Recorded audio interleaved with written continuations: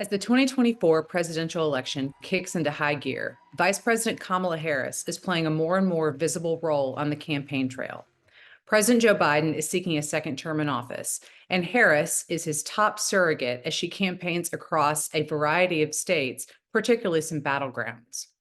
Harris has been talking about a variety of issues, one of which is abortion. We trust women. We trust women to know what is in their own best interest. After the fall of Roe v. Wade with the Dobbs decision, advocates across the country on both sides of the issue are focusing on how abortion will be playing a role as the presidential vote draws closer.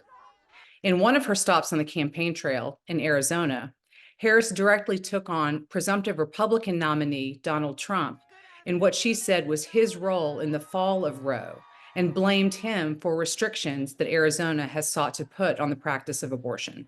Here's what a second Trump term looks like: more bans, more suffering, and less freedom. Another area of focus for Harris has been talking specifically to voters of color, as well as young voters.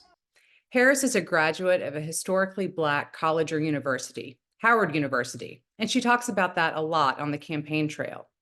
Specifically, Harris has visited a lot of HBCUs across the country and even taped a congratulatory video for some of this year's graduates.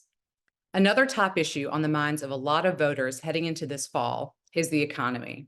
It's also something that Harris is talking about, in part on a White House economic opportunity tour that's taking her to a variety of states that will also be pivotal in the general election. Harris is expected to be highlighting some achievements from the Biden administration, like infrastructure and insulin price caps, and also making the argument as to why Americans should give Biden and Harris a second chance.